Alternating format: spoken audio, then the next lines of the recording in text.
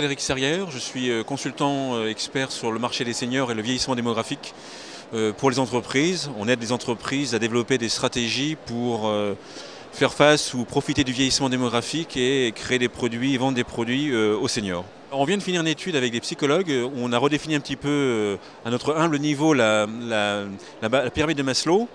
Dans l'ordre, en fait, il y a rester en vie, c'est le premier besoin qu'ils expriment. Ensuite, il y a maintenir la santé, il y a aimer être aimé. Le quatrième, c'est être autonome.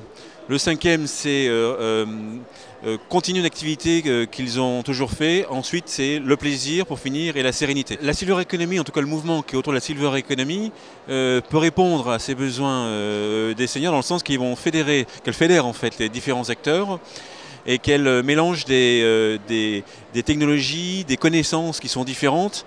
Et en fait, elle fédère en fait. C'est surtout ça, c'est fédérer différents acteurs, différents métiers, différentes connaissances pour répondre à une problématique qui est assez complexe, qui est le marché des seniors. Les points forts sont surtout qu'on est dans un pays déjà qui a décidé de lancer la Silver Economy. Ensuite, on est dans une zone, ce que moi j'appelle la Silver Zone en fait. C'est une zone européenne où le nombre de seniors est le plus élevé au monde, donc on peut en profiter. On a tous les outils et toutes les études pour développer la Silver Economy. Par contre, pour rigoler un petit peu, je pense que la difficulté que la France a, c'est le français. C'est en fait cette faculté que le français a à travailler d'abord pour soi, alors qu'il faut fédérer.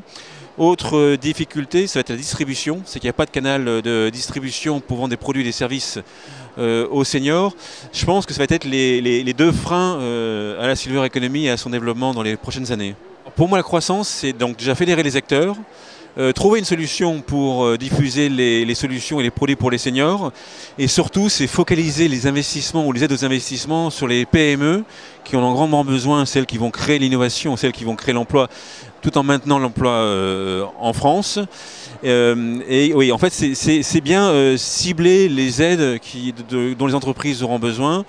Et ensuite, se poser la question, si les finances de l'État, enfin des gouvernements le permettent, c'est est-ce qu'on finance l'offre, donc là, côté des entreprises, et est-ce qu'on va financer côté des seniors, est-ce qu'on va financer un petit peu la demande en termes de produits et quels types de produits seront aidés pour que les seniors s'équipent en produits de la Silver Economy.